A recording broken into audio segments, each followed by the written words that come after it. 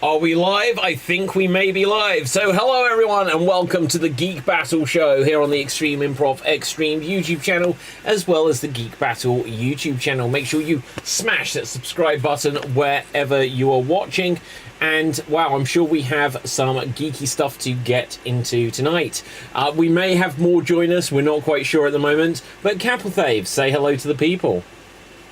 Hail from the land of leopards, elephants, and crocodiles. It's me, Capelthave, along with Commissar K. My geek fact for today, even though there's no one else who's competing, it is an honorary tradition, so I will honor it. You know in X-Men 1 where they made fun about the yellow spandex and stuff? Yes. In that movie, the leather outfits they wore was actually really cumbersome, that they couldn't really move at all. Oh. And there's a clip on YouTube, like back to the backstage scene, where the actors couldn't even hop over a 3 feet stove, and they were just like trying to get over it heroically as possible, but they just couldn't. I think Hugh Jackman fell and broke something while doing that. Wow, that's crazy. Okay, but in terms of the look, do you prefer the yellow spandex or do you prefer the leather? In movies, I prefer the leather. Yeah, definitely. It will not look cool. Like, it'll be like I think Hugh Jackman's costume when he doesn't have the stupid sleeves looks decent in the new movie, but when they were doing the various costumes in like X-Men Days of Future Past and First Class and those ones, Apocalypse, Dark Phoenix, I forget what all of them were, but yeah, to me they didn't look as cool as, you know, they made them look in the original movie. They had a sort of like a teaser in the X-Men, not X-Men, Wolverine Japan, when they think they did Wolverine 2, I think. And that one at the end of the movie. Yeah, at the end of the movie, the Yuriko, I think the character reveals the yellow suit, and when you see that, I go, oh, that's gonna look like crap. Like when I was watching it. Yeah. In this one, they have a weird reason why they had the sleeves on. They're like for skin protection or something like that. I'm very confused by that because, like, I don't believe it because we've seen that. That's what they said a few months ago, but now we've seen that he doesn't always have the sleeves on. It's the weirdest thing. It's why it looks terrible. You can see it looks terrible. It's like the 70s where everyone had like shoulder pads. It weirdly looks like that. If you look at Hugh Jackman and that one. Like, yeah, I completely agree. Let's bring it up. So, Wolverine and Deadpool. That's the wrong way around. It should still come up. Okay, so open image in a new tab. Hopefully, oh my god, it's so tiny. Might find a different one in a minute. Yeah, this is too tiny. Well, I'll show you what we've got, just so we've got that point of reference. It's blurry, we can see it though, but yeah, it's weird shoulder pad territory. I mean, like, they could have, at least, like, if they had, like, the gloves a bit bigger. You're do arts and crafts, David. What do you think is the best to make that look okay? Cut the sleeves off. Cut the sleeves off, you know. Give Hugh Jackman... Hello, Deb. They've said why they can't cut the sleeves off. Why? Skin cancer. No, but hang on, I've got to go back. We've seen him without the sleeves. How did they manage that? So, wait for it. If you haven't seen it yet, this is gonna... Oh my god, all these images are tiny. Right, but a more recent image, and they should have just shown these both at the same time, is... I think there was backlash, and they must have done, like, 3 months of reshoots just without the sleeves on. That looks photoshopped. No, this is a genuine photo. It's genuine photo. It took them, like... the trailer, you can see. In the trailer, there's a clip of it without the sleeves. The first few months, they only showed him with the sleeves. And maybe they got the feedback, and they were like, in reshoots, okay, we need to do something at the end where we lose the sleeves, and he looks like they expect. Yeah, but I think this is like the Henry Cavill mustache. It looks like CGI. Oh, that would be terrible. Like, I don't know what's worse. Obviously, the mustache was on his face, and so that's kind of distracting. But imagine if the entire movie's just got fake arms. No, that'd be an upgrade. Like, I knew that Hugh Jackman had like skin cancer in his nose, but I never thought like he had it in his arms or something like that. if you're susceptible to it, it might be that you just need to cover up as much as possible. But his face is still up, so like he's gonna get sun anyways. Well, yeah, but like, okay, so imagine like Deadpool. He's just like, what are you complaining about in his full bodysuit, right? You know. Yeah. Yeah, like he's getting baked down there. Although there's an interview clip where I think Josh Brolin is the one who said it. I mean, he worked in the Avengers and also he worked in Deadpool. When he saw in the Avengers that like everyone had like pads in their suits, and that's why like he went up to them and said, "You're not working out at all. These are just pads." But when he did Deadpool, there was no pad. It was just like a literal suit. So he knew that Ryan Reynolds was actually working out and all those muscles were real. He said that on camera in ground note for everyone, shaming the Avengers. Yeah, no, well, like Hugh Jackman is one of the most ripped looking of the superhero actors. But do you remember a few years ago? Oops, let's remove that. Do you remember a few years ago when Hugh Jackman was on WWE? Oh yeah, well, he looked. I'm not gonna lie, he looked tiny. Okay, Hugh Jackson. I said Jackman. What's the trouble with this? Jackman. Okay, let's see where he stood next to Dolph Ziggler. He looks like a tiny... Is that the one where Damian Santo came as Magneto? Dressed as Magneto? Yes, oh my god. Wow, you remembered that bit and I've forgotten that. So, open image, new tab. I bet this is... All of these images, what has Google done? They've like shrunk the internet. So, let's see if I can find a slightly better one. Okay, I can actually explain that. Google started using this proprietary like picture file format called WebP, which compresses all the pictures. Oh, but sometimes they'll come up bigger. But like literally all of them are coming up minuscule. Maybe I'm just really unlucky. Like here he is with Zack Ryder, and Hugh Jackman just looks like a child next to him. I know the Wolverine is meant to be short, but look, and then on this one, like that's Dolph Ziggler. Dolph Ziggler isn't a big guy. Yeah. Okay, I mean, like, so I thought Hugh Jackman is like 6'4". Well, maybe he is. We'll fact check this. They look big. Sorry, they're small. They look smaller than they are because the big ones are really big. Because that is true. In the wrestling world, like, the biggest people are just like humongously big. Yeah, because I've met Zack Ryder and Dolph Ziggler. Oh, amazing! They are big. They are pretty big. They just look smaller comparison and everything. Yeah. That's the thing with John Cena. That's the thing with John Cena, right? Like I always thought John Cena was short, but then I realized he's 6'1". Yeah. I mean that is relatively short for a WWE wrestler. Yeah. Okay, look, it's low res, but this is going to sum it up. Look at the frame of Dolph Ziggler, and then look, this skinny dude that looks like anyone could beat him up, and it's the Wolverine. He wasn't on the juice, David. That's why he's skinny. Maybe, could be. I mean, if you look at like Alexander Skarsgård, I think his name is. Like you look at him in his Tarzan physique, and just like after like 6 months off of the film, he's like a dad bod belly and skinny as hell. And I thought, like, how do you lose that so fast? Oh wait, steroids. I remember that. Yeah. Why was which one is that? Is that the Pennywise one, brother, or the other one?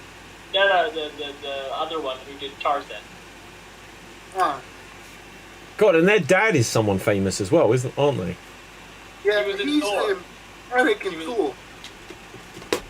Oh yeah, right. In Thor. Yeah. He was also in Mamma Mia. So how about that? Right now, okay, let's have a look, guys. One of the things which I can say to talk about. You may have seen it, you may not have. Have you seen the trailer for Venom 3? Yes. There's a Venom 3. There's a Venom 3. Yeah. How? Now I'm going to bring it up, and I'll put our agents of Shield on it, so that we can actually check this out. And obviously we won't be able to play the audio. I need to figure out how we can actually get around that without it being demonetized instantly. But I don't know what to think of it. I thought Venom 1 was okay. I thought Venom 2 was a little bit worse. Venom 3 trailer. But yeah, like, I'll even be able to quote it just because I was like, wow, I don't know when it's out, but Sony were going hard on like promoting this, just because it's called Venom: The Last Dance, and there's interesting stuff to discuss about it. Okay, so I've not even heard of it. Like the whole Sony's pushing this hard thing is where have I been if I've not seen it? Okay, well, the trailer's only just come out, perhaps, and maybe you just missed that they were doing this, that this was a thing. Okay, look, it's got subtitles on, not that you'll be able to see it. So, we see Eddie Brock become Venom, then it cuts, and he says that Venom's people from his planet have found him.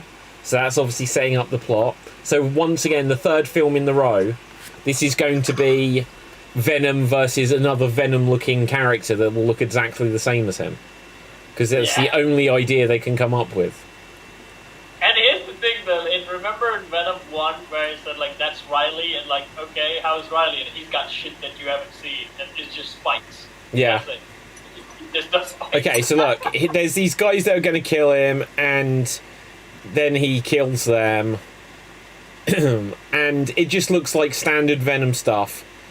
I've never quite... Look, he's doing the We Are Venom, and the joke here is that Eddie and Venom can't quite say it in sync, and so Venom keeps jumping ahead. And it's alright, but I thought it was a bit of a rubbish joke, and if that's the best they've got to show on the trailer, it makes me a tiny bit sceptical that this is going to be really good. It's the weirdest thing. I don't know why they think the humor in this movie is the selling point of the film. Like, I'm not going to see Venom because of the jokes. That wasn't my idea to begin with. I like some of the jokes that they did in like the first one. The second one, I didn't really enjoy the jokes at all. Yeah.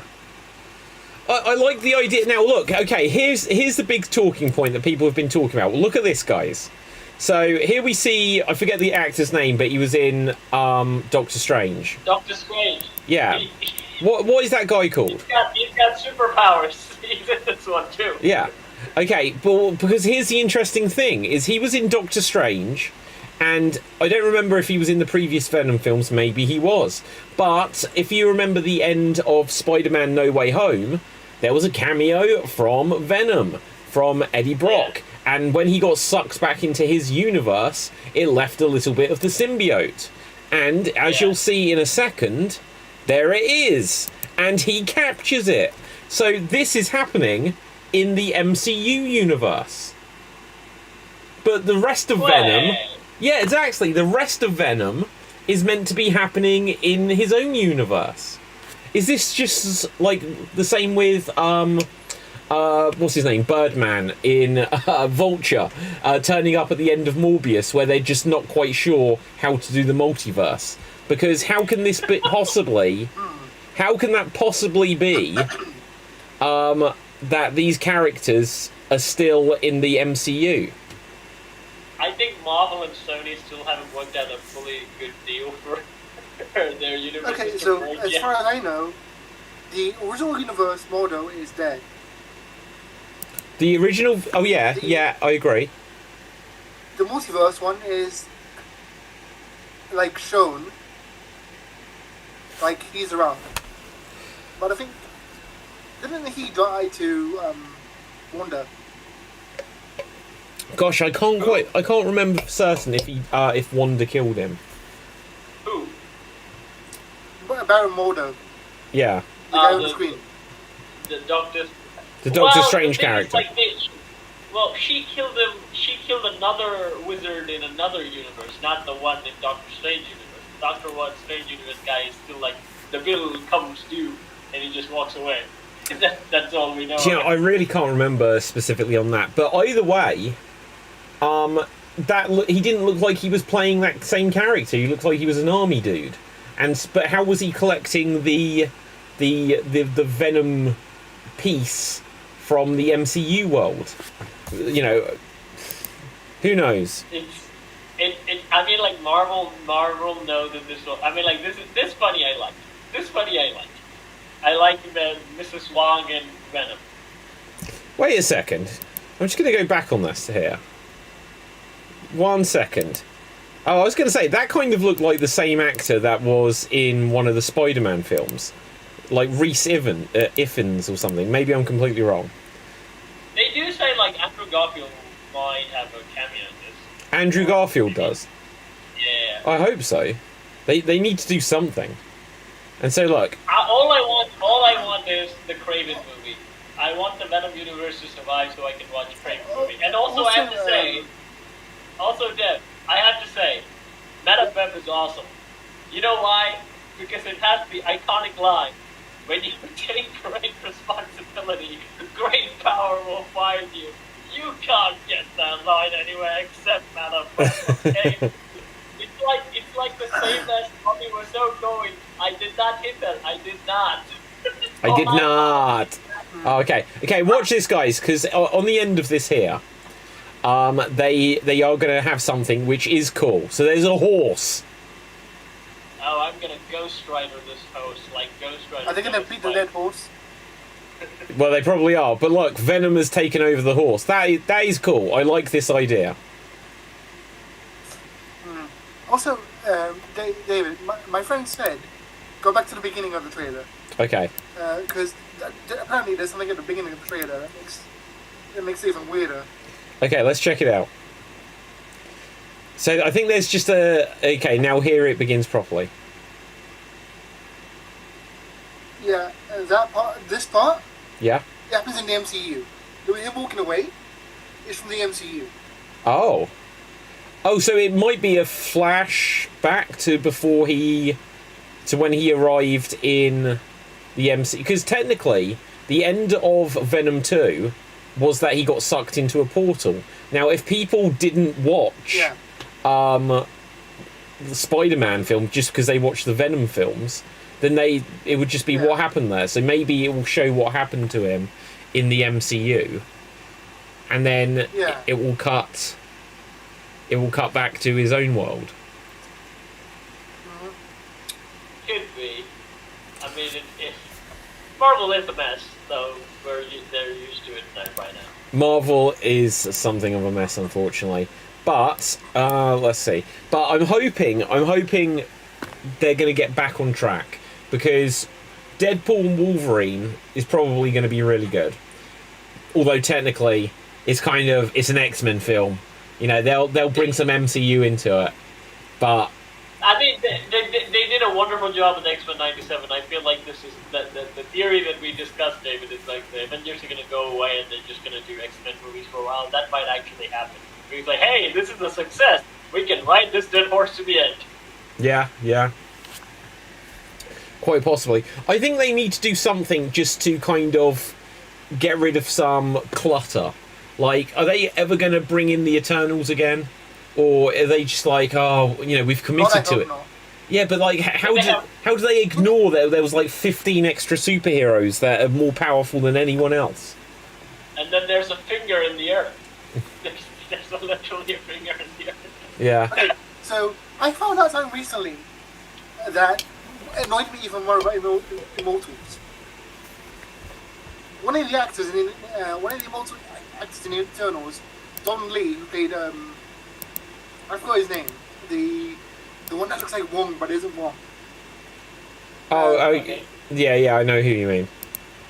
I can't remember any of the Eternals. He's a really good actor. I watched his movies and he's amazing. And he's done so little in a movie. That pisses me off so much. I mean, like, if you like most of them, I feel like they're good actors.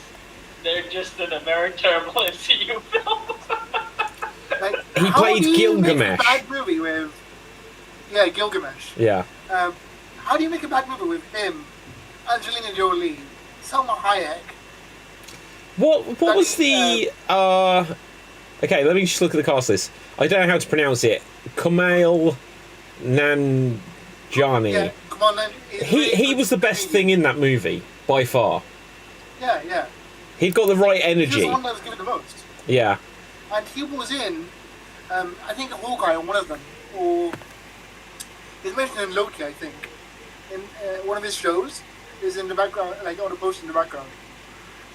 Okay. But I would say the cast was amazing. The movie was horrible. I think this is the thing that, I think it came out when MCU was thinking, they're gonna create more content for Disney Plus, or they're just we can't fail, because, we just came off of Endgame and we had WandaVision, we can't fail. We can literally do anything. And then, she's an Oscar. I think the director recently came off an Oscar or something like that, and they're like, oh, you can do it. And this is the weirdest thing. They get, if you look at early superhero films, I think Ang Lee is the guy who directed Life of Pi and Crouching Tiger, and I think after he won an Oscar for something, they're like, okay, direct the Hulk movie. You want an Oscar, you can do it. Although I did enjoy that. I do kind of like the was it just called Hulk, that one? Yeah, that was Hulk, and then the next one was Incredible Hulk. I do like the movie. I think it was, people criticised the fact that it tried to do comic book transitions between scenes, and I thought that was fun. The thing which I thought was bad about it is that other than him fighting the dogs and then people shooting tanks at him, you didn't really get him fighting anything meaningful until it was his dad at the end. And then it was kind of crazy. It didn't really feel like Godzilla fight. And then when they did Incredible Hulk, they went too far the other way, and they had a 40-minute fight at the end. I mean, the thing with this, Ang Lee movies, right? I mean, he has done action movies, but, he focuses on character drama. And he looked at Hulk and said, oh my god, this is such a tragic character. I'm gonna put a super dramatic film on this. And he did. And I would say people at that 2000 time were not really looking for education. I mean, the cool, plot-driven comic book movies came after, I would say, Batman Begins. And that's when, after Iron Man and Batman Begins, when everyone said, we can do some serious stuff with superhero films and still be cool with it. Hulk came out at a bad time, where when we know a superhero, we're still in the Jim Carrey Riddler era. Where we want to see some goofy fun stuff. No, X-Men and Spider-Man had come out by that point. Yeah. I mean, even if you look at Spider-Man, again, I enjoy Spider-Man. I even enjoyed the Hulk. But the thing is, I would say there's so much melodrama, and they were doing their best to put real acting, storyline, performances other than the superhero stuff. They were treating the superhero stuff as an added bonus. Here's some sprinkled action, just enjoy it, but this is the real. What I will say about the first Spider-Man film with Tobey Maguire is, even I thought it got good story, good character, good acting. The only thing that I think really let it down is that, for some reason, with the Green Goblin, and Spider-Man 2 is so fantastic, but in those films they were we need to ground things a little bit more, and Green Goblin ended up being a Power Ranger villain. It was thank God when they did No Way Home, they introduced Green Goblin, and then they just get rid of his costume in his second scene. And they're well, it'll just be Willem Dafoe, because Willem Dafoe is freaking scary as it is. I know in the original film it had to be that you didn't know who he was, but it's you don't need to put a mask on Willem Dafoe to make him a scary figure. See, the one thing I did like about the whole Power Ranger masks thing is that if you look at it carefully, right? Yeah. It's the mask itself goes from green to purple. Green to purple? Look carefully at the Green Goblin mask. Okay. Was it Spider-Man choking him? So it's just Green Goblin mask. In a cartoon effect. Wait. Oh, hang on. Spider-Man the movie? What do I need to put in? Oh my god, it's just called Spider-Man. I don't know how to search this, because it's coming up with a comic book. Oh, there it is.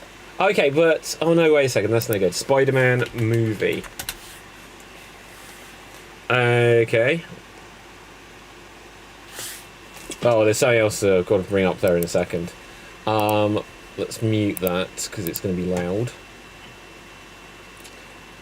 My scariest thing in the Spider-Man... I saw that as a kid. I saw the Spider-Man movies as a kid. And my scariest still is the hospital scene in Spider-Man 2, where the arms come to life and kill the room full of doctors. Oh yeah, that was a good scene. That was scary as shit, man. I was like, fuck, I came from Spider-Man film, and I was a kid. Okay, so there's the mask, and it is kind of green around the edges, but does have a lot of purple. Does it go more purple later in the film? No, just the top is purple, like a hood. Ah, that's clever. I never paid attention to that before. Okay, let me bring something up here, just because if this...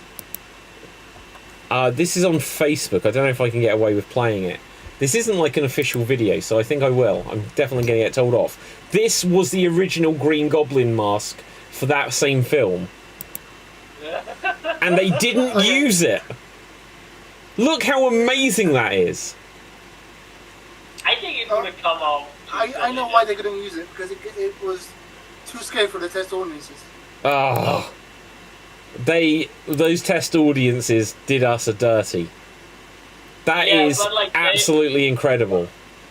But in the movie, right, when Willem Dafoe turns into the Goblin and kills the scientist, that was also freaking scary. Like, as a kid, that's scary as shit. Ugh. Yeah. Okay, so guys, now, it's been a weird show in as much as, like, we skipped your introduction entirely, Dev. So we're still on the introductions round, but I think we can. I think we can sort of take that as read. But what I was going to say is, there anything you guys have seen? I saw the Venom trailer. I've seen Doctor Who, and it is terrible. It is just like I'll just say this about Doctor Who. If you guys haven't seen it, they had 2 episodes in a row where the Doctor basically isn't in it. I mean, what are they doing? Why? Was it like the Blink? Was it like the Blink? No. You could say this is what they call a Doctor Light episode, because it is light on featuring the Doctor. And the one from like a week ago, 2 episodes ago, it was just following the companion. This one was a bit like Blink in that it was just following some random person, where just like in Blink, the Doctor just appeared occasionally on a screen. And oh my god, it was trash. Was it at least entertaining? It wasn't entertaining. This was a complete miss. I hated all of the characters in it, literally. But it was. It is. I feel like it is a common trend to write unlikable characters now. Was it done on purpose or was it not done on purpose? I can't say. Like, even when they didn't, I like in Invincible, I feel like they did it on purpose when they were Amber. Like, I don't like that character at all, and she kept chilling around in season 2 still. But like now, I think that relationship is over. But I feel like Amber has become like the character default to most characters sometimes. But recently, X-Men '97 has proved the other way. So I'm hopeful, guys. I'm hopeful. That might get good anyway. I don't like it. See, there's a problem within Hollywood and all sorts of things. Like, speaking about the wrestling earlier, it's the same in wrestling now, where too often you end up liking the bad guy characters because no one wants to be like disliked. But often what they end up doing is they'll introduce a character who isn't like Thanos, who, because I watched those films, I was like, Thanos is the man, you know what I mean? I was like, he's a cool character. Loki was a great character and stuff like this. But when they then introduce just like annoying characters who aren't even there to be defeated, and it's like, I don't like this character. That's what they've ended up doing quite a few times. Not just like speaking about the MCU and X-Men or whatever like this, but loads of things. Just what was that one? Shang-Chi with his annoying friend that was just awful throughout. And every single character, She's great. I couldn't stand that character. I couldn't stand her. I could not stand her. Right? But then, and then, what is the guy? She shares your birthday, David. Does she?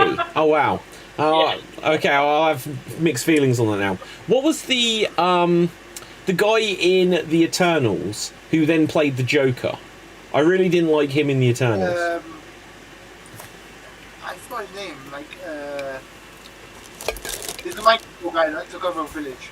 Yeah, I can't remember, but But there are so many characters where they're just kind of like, you make me not want to watch. It again, to use the wrestling term, it would be go away heat, you know. But even still, Dave,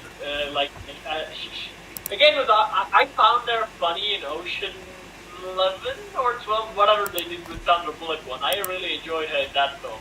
But when she now appears in any animated or Disney-like film, I'm like, this film's gonna be crap. Wait, Sandra Bullock in what film? In Disney or like animated films, if she's in it, I'm like, I know this film's gonna be crap. Wow. Okay, speaking of Sandra Bullock, just very quickly, you may not have seen this film, but if you haven't, you should. Have you seen the movie Miss Congeniality? Yep. Oh my god, right, if you haven't seen it, it's such a good film. But then they made a sequel, and after the first 5 minutes, they made Sandra Bullock's character completely unlikable, and teamed her with a completely unlikable character. And then for the next hour and a half, it was just two completely unlikable characters on screen. But anyway, I digress. I'm still going to say the best Sandra Bullock movie was Demolition Man. Ah, what about Speed? Yeah. What about Speed? Nope, Demolition Man. I think I prefer Speed, but Demolition Man is probably a close second. Well, actually, I say that I really like the first Miss Congeniality. Sandra Bullock, has done some good stuff. I'm trying to think. I would have Demolition Man or Speed. Both of them I really like, but I am mysterious about the 3 seashells, so I'm going to go with Demolition Man. Yeah, absolutely. I've explained that. No, I've explained that. It's weird, but I have explained it. What was I going to say? I did see the Inside Out 2 trailer. Oh yeah, I saw that. What's your thoughts on that? Is Aquafina in it? I feel like one of the voices is Aquafina. If she's not in it, I have confidence in the movie. Okay, let's have a look. Inside Out 2. Okay, here's the weird thing about it, because they introduced the idea that, here are the new emotions, anxiety. But we've already seen the parents' emotions. Why don't they have these new emotions? I think they do. I think the whole story's gonna. I think they grew up. Yeah, I think they do. The parents and everyone still has it, but like the main 4 emotions are still back in control. I think this film is about these 4 rogue emotions taking over, and then the old Joy and the gang taking it back as the puberty goes to an end. I think. Oh, that's funny. That's hilarious. David, I just realized who plays Dad. Who? Inside Out 2. Inside Out 1 and 2. Kyle MacLachlan. Who's that? Kyle MacLachlan. Kyle MacLachlan. The dad in Agents of S.H.I.E.L.D. and Fallout. Oh, no way. Oh my gosh. That's incredible. Okay, let's have a look here. So the characters we've got, we have joy, sadness, anger, fear, disgust. Was disgust one of the already ones, or was that? Yeah. Okay, then we have anxiety, envy, embarrassment, and anyone else. No, I'm not sure. Yeah. Okay, well, there you go. Aquafina's not in it. Aquafina's not in it. The movie will be good. The movie will be good. Yeah. Now all it take is Jai Courtney to be in it just to ruin everything. Okay, guys, is there anything else that you guys have seen? Well, I saw the trailer for that. It's coming out in... The trailer came out yesterday, but the movie's coming out in like 3 months. I'm not sure when they've ever done a trailer this so far ahead of release, but Wolves with an S. WOLFS. Oh, okay. Wolves. Is it the Brad Pitt and... yeah, Brad Pitt and George Clooney movie. Brad Pitt and... Is it... Okay, let me just ask. Is it about werewolves? No. Ah. Okay, what's it about? It's about 2 body disposable people who clean up like accidents, both getting summoned for the same job and fighting over who has to do it, and they get caught up in something bigger, and they have to work together to get out of it. Yeah. Okay. That might be good. Like Brad Pitt. Like I was thinking the other day. Like I don't remember the last thing Brad Pitt did. Bullet Train. It was. Awesome. Oh yeah, that was a good movie. That was a good film. Fun as hell. Like what more? What more? Also, fun fact for you. In fact, it's giving them my Geek Fact of the Week. Yeah. Tom Cruise and Brad Pitt have not worked together for 30 years. Ever since we did Old Vampire. They've only worked together once. Wow. Do you know, it's a shame when stuff like that happens, but when you think about it, I think until literally like the Marvel films, you'd never get big movie stars really crossing over that much. You'd get a Tom Cruise movie, you'd get a Brad Pitt movie. They did Ocean's 11, and obviously that was George Clooney and Brad Pitt. But like even like some of the others in it, like Matt Damon wasn't actually a big star in the first one. And you know, it's rare when you look back to the 80s and early noughties. Go on. Retroactively, there's Stand By Me. Who's the famous people in Stand By Me? Everyone is famous in that. Yeah, but they're not super famous though, right? No, they are.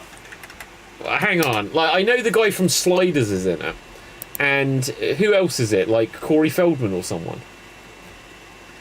So Will Wheaton, River Phoenix, Jerry O'Connell, Corey Feldman, Kiefer Sutherland. You know, okay. They're not quite Tom Cruise level, but I'll give it to you. They are all people. Literally, everyone there became someone. So yeah, good point. I think the 2000s, like animated movies, like had like these big stars starring in different roles. Like what though? Like Shark Tale had De Niro. Shark Tale. How many times are you bringing that up? Okay, that one has. I will bring it up. It's a terrible film, but I like it. Okay, do you know what always baffled me about the cast of Shark Tale? Why was Martin Scorsese a character? He was buddy for Will Smith. He was the eccentric guy. Okay, but like when you go onto, I'm going to go onto his IMDb here. Martin Scorsese. Was he the director? Yeah, he's a director. That's what he's known for. So let's see how many things he's an actor. Yep. Previous 39 things. They all got to be cameos, though. Yeah, so Killers of the Flower Moon he directed. He was a radio show producer. Let's see what else. Jimmy Kimmel Live C, 30 Rock. He played Martin Scorsese. It was so weird. Like, in Gangs of New York, which I think he directed, he played wealthy homeowner. So it was so weird to get a famous director just doing a voiceover as an actor. Yeah, I think maybe something like I have to do it for my grandkids. They asked me to be in an animated film. I'm gonna be in one. It has Will Smith and De Niro in it. What can I lose? I mean, yeah, like it, but like just in terms of director, where is it? I can't even find his director credits. Oh yeah, so previous 71 things. When you go through like Raging Bull and The King of Comedy and what else? There's big things going by the years. Gangs of New York, Aviator. So yeah, Gangs of New York and Shark Tale. Just bizarre inclusion. I found a tweet about Shark Tale where somebody was saying somebody called the William Dafoe fish the attractive fish. William Dafoe fish. Someone admitted they were attracted to the William Dafoe fish from Shark Tale.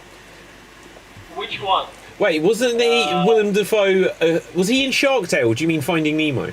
Was it one of the fish movies? Yeah, they like came out at the same time. Finding Nemo, Willem Dafoe. I'll say this then. Like the actress who voiced the girlfish in this, not Angelina Jolie, the other one, like the lead that Will Smith ends up with. I always liked that voice. I always found that voice attractive. But I was so it pained me it came from a fish.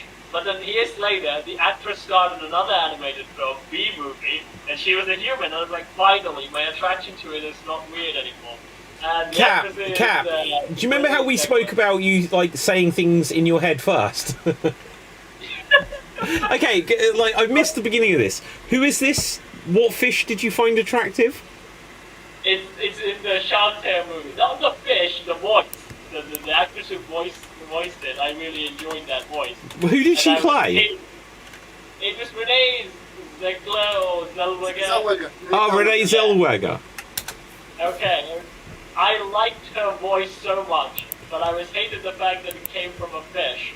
But then years later, she did a movie called B-Movie where she played a human character, and I was like, okay, fine, now I'm happy now. Okay, no, but even in that movie where she played a human, it's weird because the bee is trying to sleep with a human woman. Yeah. Cap fave. Jerry Seinfeld does not apologize for that. Hang on, Cap. It's played by Jerry Seinfeld. Capelfave, I'm going to like probably blow your mind in a second, because you do not have to worry anymore. Renee Zellweger, it doesn't matter if she played a fish, or it doesn't matter if she played a human in a CGI thing. She was literally in Chicago. So your fancy about Renee Zellweger's voice, it can literally go over to the fact that she played a scantily clad woman in a musical about her dancing and shooting people. That's a good cover story. I'm willing to accept that. Okay, fair enough. Wow. Okay, what else have we seen or got to react to? Yeah, go for it. I haven't seen it yet, but I want to see it. It's on my list. Acolytes. The Acolytes, yeah, I've not seen it as yet, but I'm hearing mixed things about it, guys. I don't want to give any spoilers about what happens, but because it's something we can catch up on and then talk about next week or whatever. What is it about? What franchise is Acolytes? Star Wars. Star Wars. Oh, I didn't even know that's a thing. Wow. I mean, like, seriously, like, when The Mandalorian came out, like, it was a big deal. And after that, the series, when they, I mean, like, Boba Fett was marketable-wise big. But other than that, like, other Star Wars stuff that they do, I barely know that they come out. To be fair, they had a lot of Star Wars stuff, like, I think, all at once. They had the movies, they had the Clone Wars, they had the Clone thing, they had Ahsoka, they had the Baby Yoda show, Yeah. the Book of Boba Tea. Wait, Baby Yoda had his own show? No. Yeah, Mandalorian. Mandalorian Cat. Yeah. Okay. That was basically the Baby Yoda show. Like, Yeah. they can do stuff with Baby Yoda. They're going to the adventures of Baby Yoda. Just go wild. Do you know what a mistake that was, in a sense? Because they had the entire first season of Mandalorian where they didn't say what the character's name was. And so everyone said, oh, there's Baby Yoda. And then, like, by the end of season 2, or midway through, they were like, for marketing, everyone is just saying Baby Yoda, and literally we're not using it. So, like, who even knows Grogu? Okay, so there's a line in Baby Yoda where they make fun of that. Like, his name's Grogu. I'm like, I'm not calling him that. Oh, really? That's funny.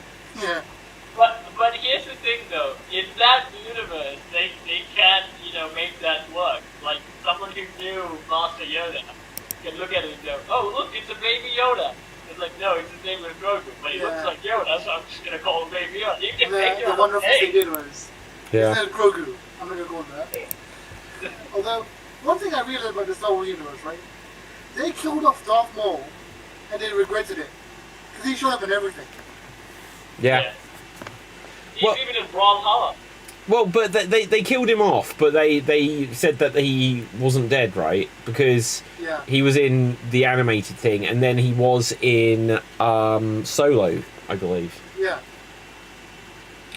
He's like, and in the comics, he's rolling around as a head. Wow. So, in the animated show, like, where the way they introduced him is like he was thrown in a garbage dump, and somehow put metal to his torso and stuff, and he was literally like surviving like a guy who eats garbage and stuff like that. So his sort of brotherish character fights him and brings him back to the night system and with robo legs on it. sounds like a very familiar Stills character. Garbage Man.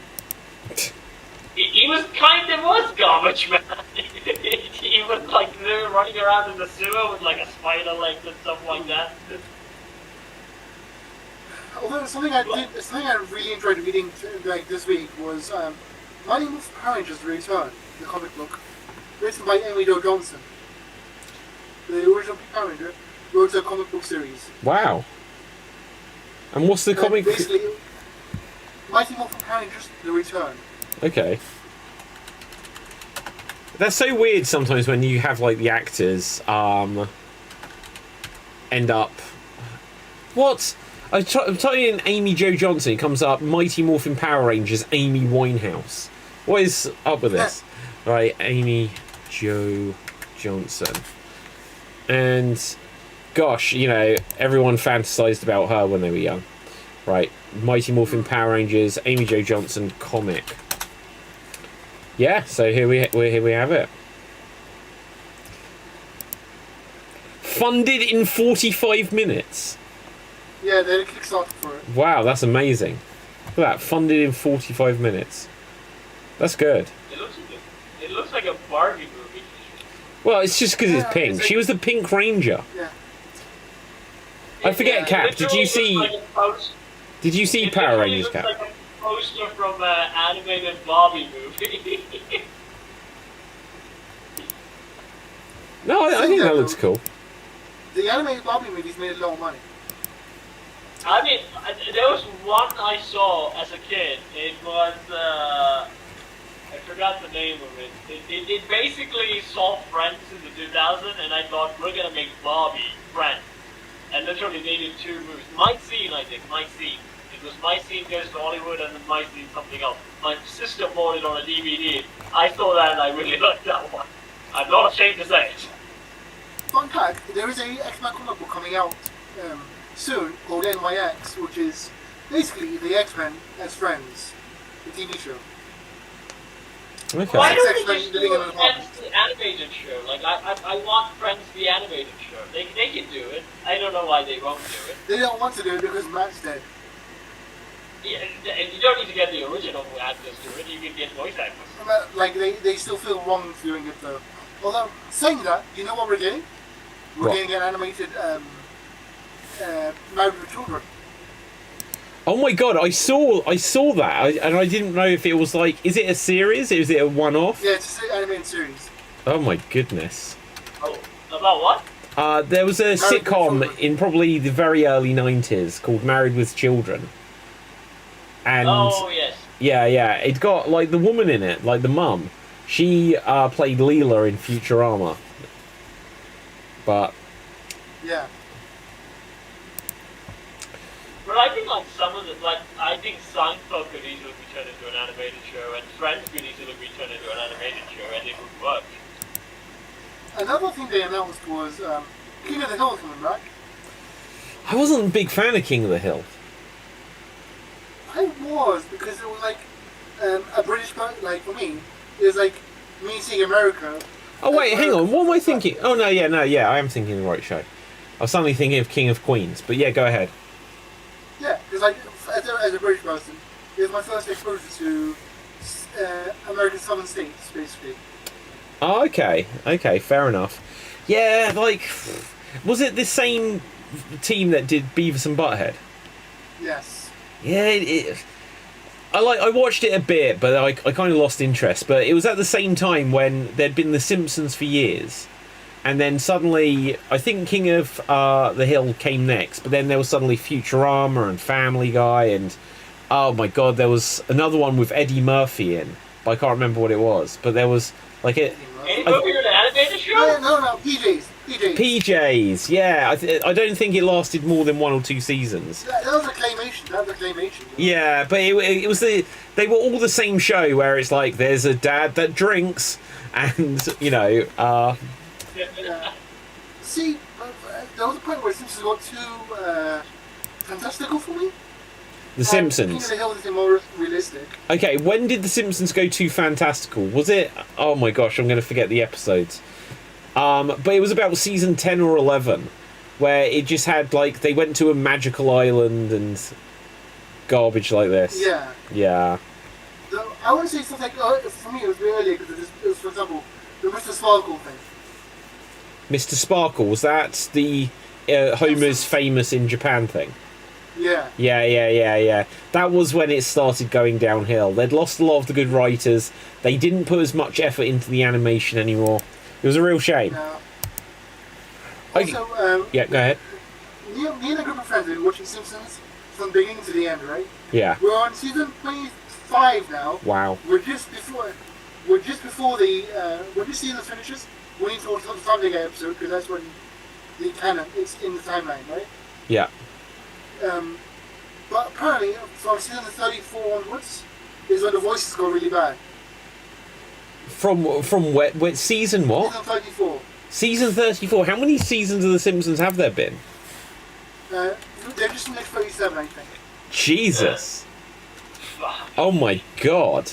Like, I love The Simpsons, but I have not been keeping up with it.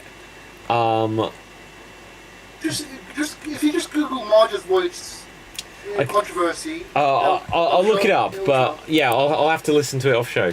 Marge Simpson voice controversy. Okay, so yeah, comparison 1987 to 2020. It's been sounding different. Why is Marge's voice so different? Oh my gosh, yeah, okay. I really want to play this, but I daren't. It says, a teaser trailer was shared on X by the show's official account. Marge and Homer being locked in a fierce debate over a wedding invite. Simpsons is unwavering, blah, blah, blah, blah, blah.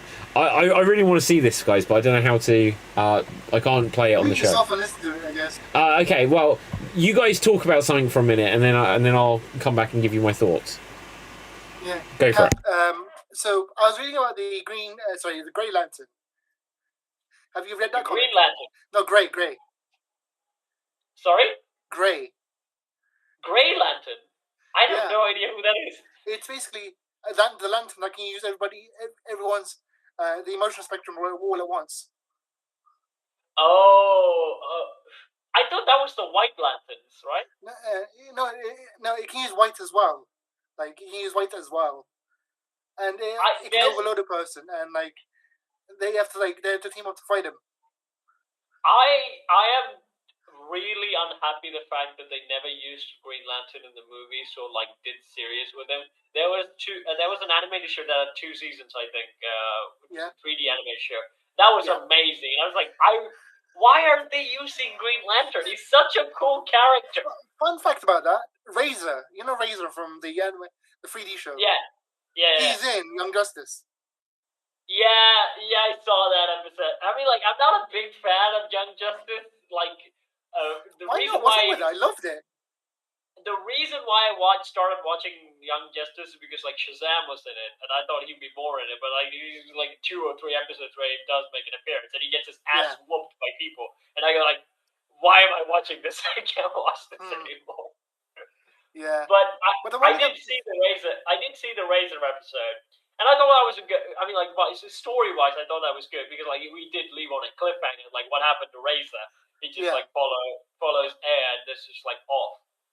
But Green Lantern, the emotion spectrum, I feel like is the thing that they're not really tapping into. But I always found that like the space opera and also the anthems that they use to power their rings, like, so cool. Why there are no cartoons or like movies? It's too big. It's too big. Yeah, but they can do like specific storylines, right? Like in comic books and stuff. They have but like if they did segments, people will complain like, why can't you do more? Or like, is this it? Why the effects so bad and stuff? Because they tried to do the closest thing to what you say you want to see. They did in Stargirl. I have not seen Stargirl. Is it good? You should really watch it. It's really good. If you have. Okay, here's the thing, Jim. I have another book pick with you. You recommended the show with Cody Rhodes, right? I saw that. I was going in expecting like Terminator action, but it ended up being smooth jazz music and just like, what? Did you watch all of it? I watched one episode and I was like, most of it, like, Keep watching. The first episode is bad on purpose. I was like, what the fuck are you watching this? Like smooth jazz. Now, I don't know, I vaguely remember what you're talking about, but what I'll say is, for about a year, Capelthave, you told me to watch a cartoon because it was like the movie The Thing, and then it was absolute trash. Right.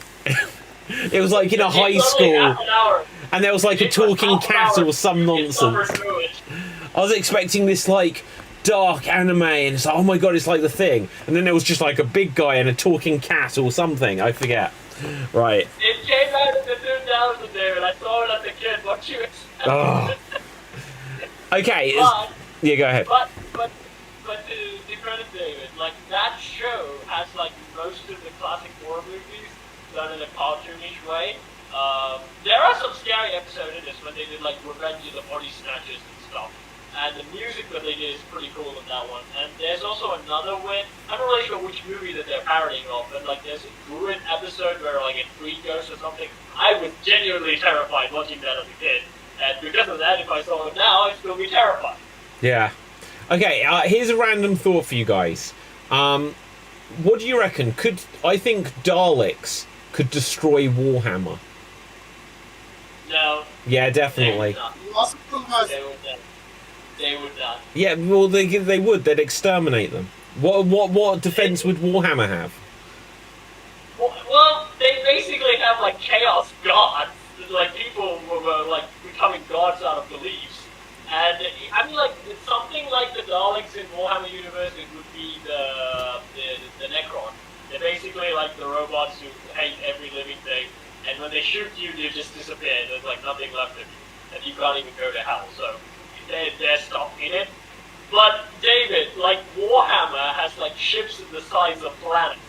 They exterminate planets if they just want to on a whim. Yeah, no, but like literally, like the Daleks, they can have like reality bombs and destroy reality. They have the same thing, just like extremely miniaturized and just go through. Well, exactly. They just roll over it once and just wipe them all out. Okay. Although the other thing, David, is like again in Warhammer, the devil is not just there. He has your phone number, and he's actually trying to break into the universe. Yeah. Although Doctor Who also had a devil episode, I saw. It did. Now, I'll be completely honest, right? Yeah, according in the comments, it's being said, Cap, that you were categorically wrong. By who? Dave? Yes, Dave. Dave was the one that wanted me to say this to you. Of course. Yeah, absolutely. Okay, guys, go ahead. Although I would use this as a phrase to describe Warhammer, it basically like parodied all the stuff of sci-fi had already done. They parodied Star Trek, they parodied Star Wars, they parodied Doctor Who. They're basically characters like the Doctor Who, just jumping around in Warhammer. They just do everything that they want to. I think I'm parodies. They have a version of Power Rangers too in a Space Marine way. I would say the only thing the word that would describe Warhammer is stupendous. It's just stupendous. Okay, now, anyway, Dave, I want to ask you, 20,000 what? We didn't clarify. In order for me to have said that to you, Dave offered me 20,000 to bring up that Daleks could destroy Warhammer. But I don't know what the 20,000 was of, so probably like toenails. Anyway, so guys, a couple more things before we'll have to begin to wrap things here. Something slightly different on a video gaming front. I want your opinion on. Microsoft reportedly working on a Halo Combat Evolved remaster, but it might even come out on PlayStation. Wow, Xbox doing the sin. Xbox is basically dead, which is crazy. Oh wow, really? Like, it's gone? No, it's not gone, but Microsoft just have given up on the idea of anything being exclusive on the Xbox. I mean, it makes sense by a business standpoint. Like, why would you do that? What? Why wouldn't you do that? You make it like literally Microsoft over the last 5 years They bought like Bethesda, they bought Minecraft, they bought all of these things, where especially when they bought Minecraft, everyone was like, I can't believe Minecraft is going to be exclusive to Xbox. And they were like, no, it's okay. That was everywhere. We'll allow it to still be everywhere. And fair enough. But then Microsoft obviously looked at it, it's like, we're making all of this money from other places. And so now you get all kinds of Microsoft games just on everything. Because didn't they buy Call of Duty within the last year? And they had to say that will be on everything.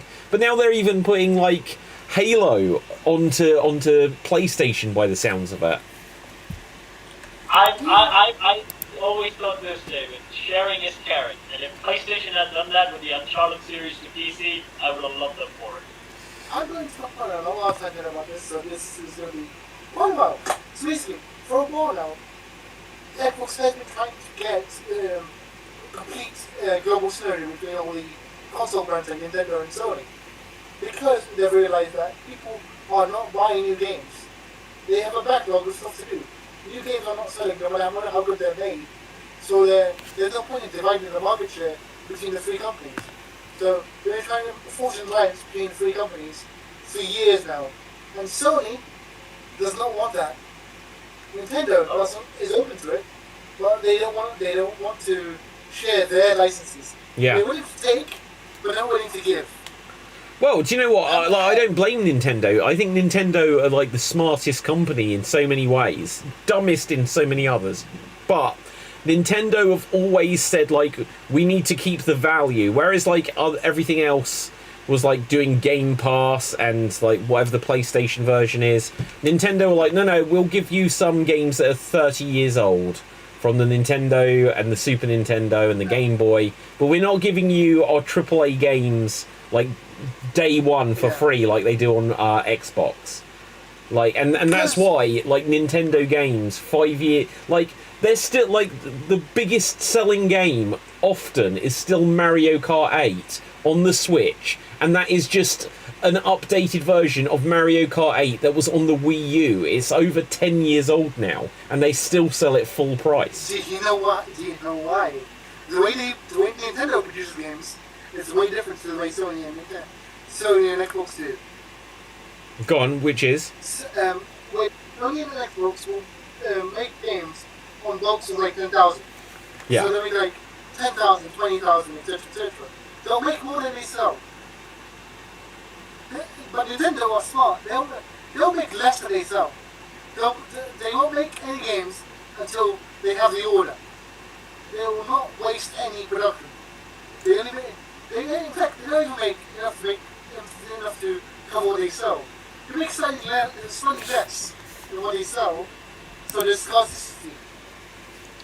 I mean, yeah, it's the sensible like way to do this. I'll show you something. I saw this graphic on a group, and I don't think I shared it in our Geek Battle chat. Where the hell is this? I just sent an image. It's not. Oh, why isn't it coming up? Who the hell did I send it to if it wasn't to me? Uh-oh. Right. Well, shit. I can't bring it up. I'll just have to show it to you on the phone, and then I'll talk you through it. So this image here, PlayStation, Xbox, and Nintendo. And on the PlayStation one, it shows Final Fantasy 16, also on PC. God of War, also on PC. The Last of Us, also on PC. Horizon, Spider-Man, Uncharted, also on PC. And more. Xbox, it's got Gears 6, also on PC.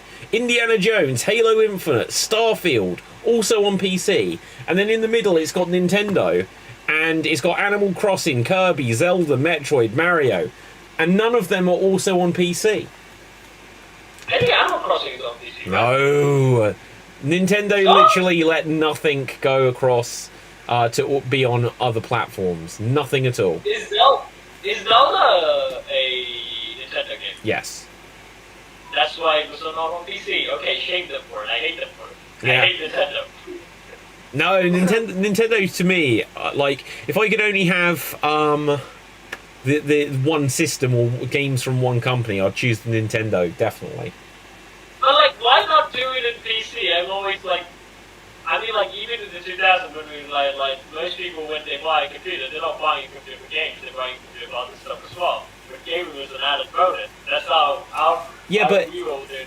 So, like, Nintendo are also the only smart company in terms of, like, the hardware. They sometimes flop, but basically, I think after the Nintendo 64, with the GameCube, they were like, when we sell this, we need to make money by selling it.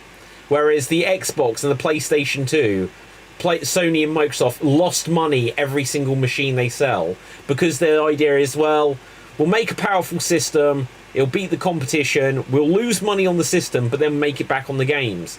Nintendo were like, no, we're not doing that. So when they introduced the PS3 and the Xbox 360, Nintendo was like, those HD graphics look really expensive. So they repackaged the GameCube and gave a stick with it, called it the Wii. And they made so much money because they were making money on every system. Whereas on the PS3, they were losing like maybe $100 every time they sold one. Sony would lose $100 or more. Because back in like especially Nintendo's ethos is, we don't want the games to look better. We don't want the games to look better or be better, or whatever. We want the games already good. Yes. We want to make the console interesting. Yeah. We want to make the console. Every console want to make their own gimmick. Yeah. Also, regarding Nintendo and its retaining the prices of games because of the scarcity, look at the link I just posted in the StreamYard chat. Oh, hang on. What is this? It's a Nintendo game from like 10 years ago. Okay, well, I'll have to copy the link. Okay, copy link address. Let's bring it across. £250? Wait, what game is this? Fire Emblem. Oh my god, that's crazy. That is crazy. Do you know what? I hate what's happened with. This? Do you know what? Look, this is the this is the shop CEX, which in the like sex, right? CEX though, right? In the UK, it's like it will sell secondhand video games, cameras, DVDs, stuff like this. And it used to be that, oh, it's second-hand, it'll be cheaper than getting it new. Now, everything in CEX is just jacked up prices. I don't know if either of you have ever heard of a system called the Evercade. Have you ever heard of it? Yep. Okay, do you have one? No. Ah, right, well anyway, so the Evercade, let's bring it up here. So this is something that came out in 2020, and look at the price, £90. And when it was brand new, it was £15. It's just like, what? Yeah, it's gone so crazy with the prices of games nowadays. It's like, is it like we only sell to rich people? Is that their brand motto? Who's buying it? I don't know. Like, I don't quite get the logic of it, but they jack the price up of so many things. Like, let's see if I can find a particular one. This is a particular old game for the Sega Saturn, if you've ever heard of that.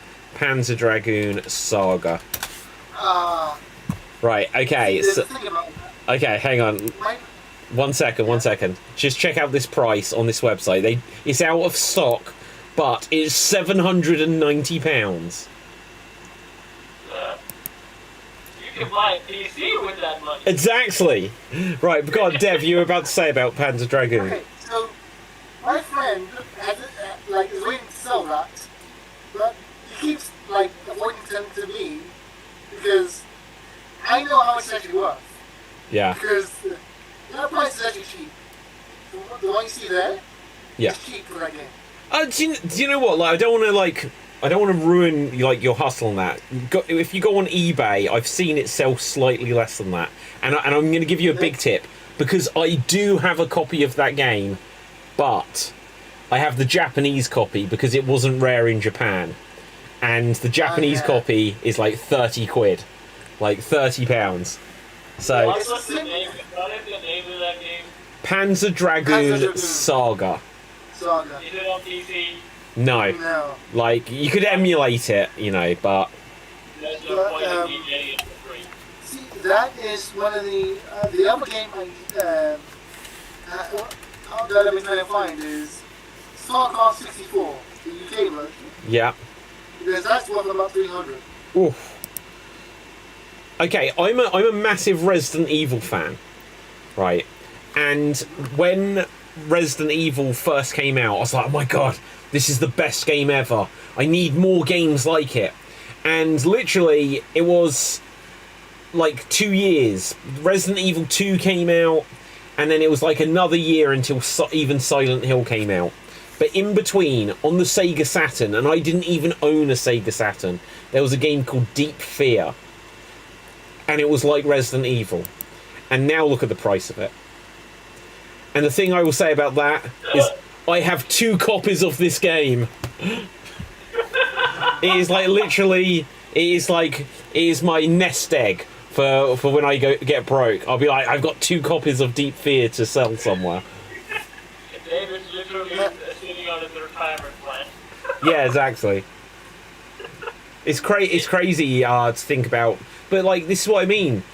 When I was younger, I don't know if you know what I mean by a car boot sale, but like people would sell like a flea market. I don't know what they might be called if you have them in Sri Lanka, Cap. But people would take their things in their car to a field, set them out on a table, and then you'd buy them secondhand from people directly. And I'd go to these and I'd look for video games, and I'd get all sorts of things, and it'd be like, oh, this is a game that's 6 years old. How much is it? I'll give you 50 pence. But now, if you go to one in the modern age, no one sells their video games because they know that on eBay they can sell them for £100 each. It's just, it's crazy. You know what? Go on. In Sri Lanka, there's a website where we majorly shop for stuff online. It's called Venom. They literally sell hard disk full of games. For this price, you can get this hard disk full of like Assassin's Creed and this stuff in America. Just buy this. Like, cool, that's actually weird. You get a hard drive and also you get games. I mean, like, that's a pretty good deal. Okay, so I need to discuss a phenomenon that happened about 4 years ago now, where there's a company called Rasta Games. Yes. They colluded with a auction company to inflate prices of like retro games. Yeah. So they were way overpriced. So their grading system way overpriced the games. That's why they will go into retro game collecting / reselling, because games were like reselling for crazy amounts. What I have very vague memories of this. Is this where like someone would say like, I've got a boxed copy of Super Mario 64, it sells for £500,000? Yes. Like, it's absolutely insane that these things literally aren't worth that. You know, especially because so many things you can emulate it. You can play Super Mario 64 on the Switch. It's like you don't need to spend this money on a video game. Oh, just like, it turns out what they were doing, right, is they were putting the games up when they were being graded, right? They were putting this on the website, and they were rebuying it. They're buying it back themselves. Ah. So crafty. It's like the housing market. They just like keep upping the price by buying it themselves. Yeah. They'll keep rebuying it, so like the price, like sale price, goes up. So then they look at the average sale price and they think, oh, that's how much it's worth, and they inflate the price. I mean, one of the. Go ahead. But I also think it's the era. I think like back in the 90s and 80s when video games were still like people were out of them. Well, right now, no one grows out of their childhood now. Like everything is with us. They're like, that thing's the shit now. People like this thing more than anything else. So we'll inflate the price on that. It's the need right now. So. But you know, it's so weird, just because, like you said about like, these hard drives and that, like that's emulation, and the fact that you can go onto Amazon, or you can like buy devices like fairly officially, which just for emulation, and it's like it is piracy. You know, it's so weird how they just sort of like at a certain point they're like, we can't beat it, we don't care anymore. We're not even going to fight it anymore, sort of thing. And yet, And yet that happens at the same time that someone's like, here's an official copy for £700. It's like, what? Like for some reason on like TikTok and Instagram now, there's a push towards stealing the original hardware, using the original hardware. It's why CRTs are worth so much money now, because everybody wants to play on a CRT. Yeah. I still have a CRT literally behind me, but my green screen's in front of it. Yeah. That's cool. But is it going to be like, so when the content computer comes, they're like, no, I want to play on the regular processor, that's why I'm buying a Windows PC now. I mean... Also, what do you guys think of content computers in gaming in general? I feel like we've crossed the point where we can make gaming realistic anymore.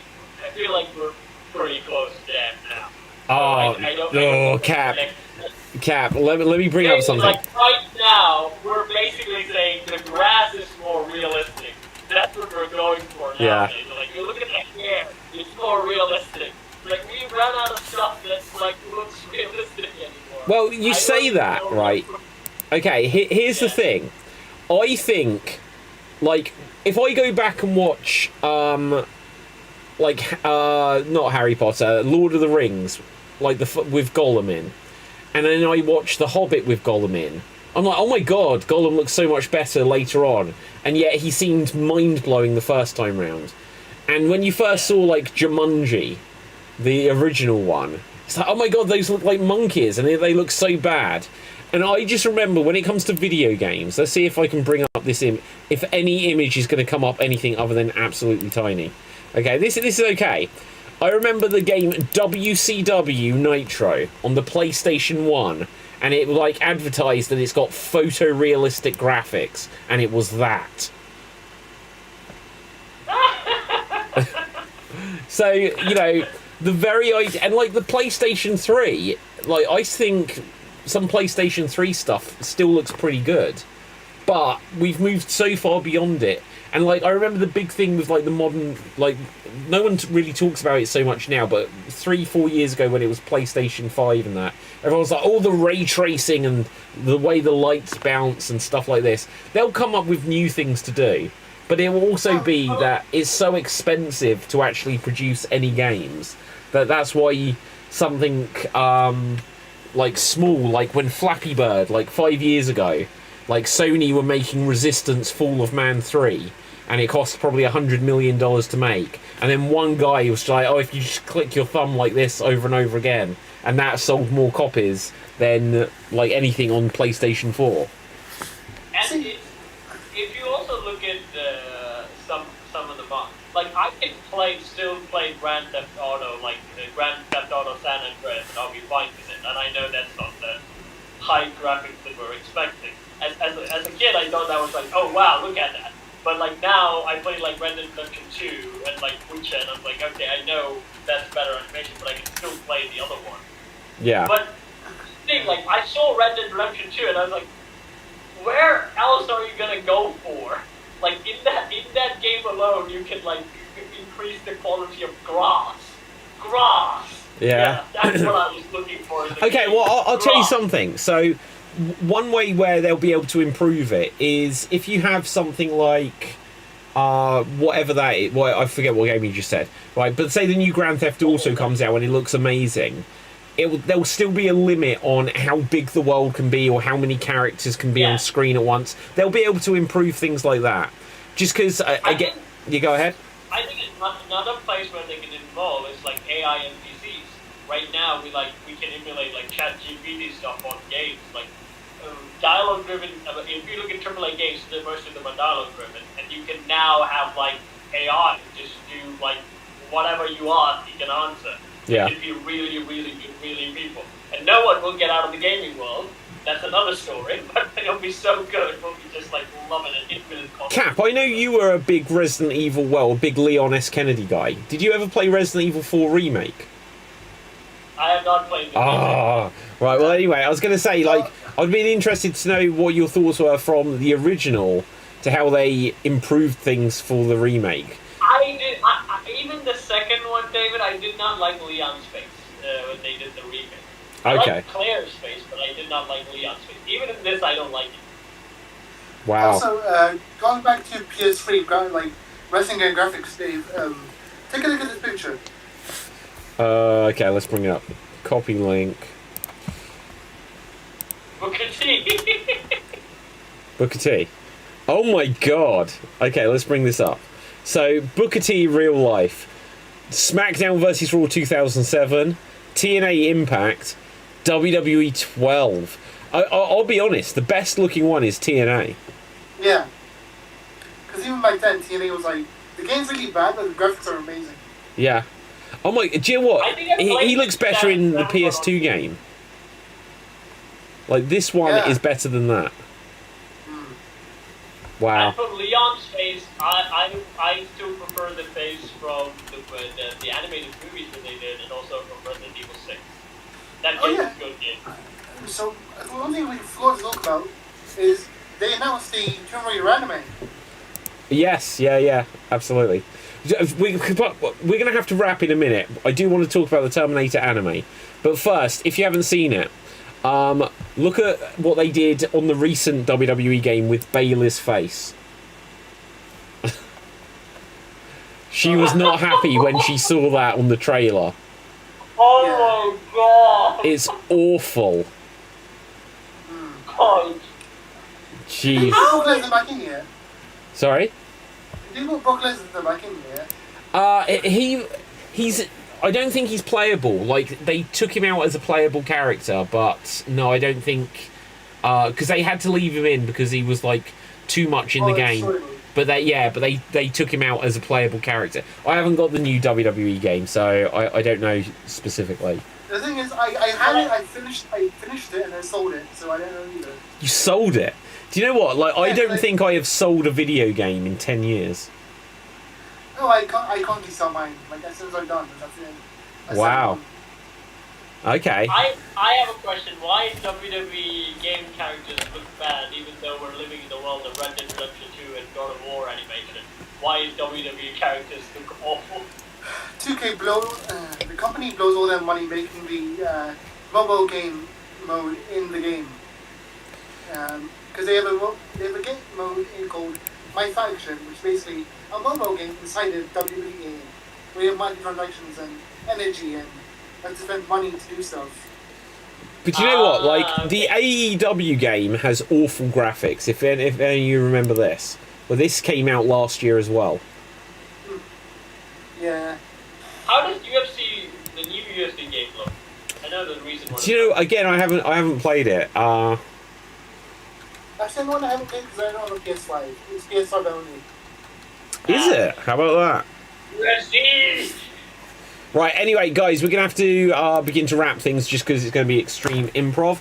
But if you have any recommendations for anyone, let us know. Dev, where can the people find you? They can find me on TikTok and Twitch under the name FWDAT. And my geeky recommendation this week is Mighty Morphin Power Rangers Return, the comic book is really good. Okay, Cap. You can find me on Swantees, where I sing, I dance, I throw myself in the bucket, and I work with puppets, and you can watch a short where I take on the internet's bear versus man debate with cartoon beats. Check that out, and there will be a video about Mufasa later this week. And my recommendation for this week is, check out the audiobooks of Caiaphas Cain, Warhammer 40k. It's basically Black Adder meets Warhammer. So I recommend those. But then David, I do recommend audiobooks to you because, like, I know you're a guy who does things while you watch or listen. Sure. Just like play it and you do your own thing. That's what I've gone through 3 books just by doing that. So I highly recommend it to people like that. I will have to do that. Thanks for that recommendation, Cap. For me, my name is David Psadsky. You can find me on Facebook, Instagram, and Twitter at David Psadsky. But more importantly, check out everything Extreme Improv and Geek Battle, and also check out the Geek Battle Gaming YouTube channel, since we've been speaking a bunch about gaming stuff in the last few minutes. I've recently had a video on there where I compare all of the references from the Terminator films that exist in the Resident Evil games. And there are so many of them. But anyway, yeah, no, there's about 20 or 30 references to the Terminator films in Resident Evil. But I go over it all on the Geek Battle Gaming YouTube channel. So anyway, until next time, stay safe, always stay extremed, live long and prosper.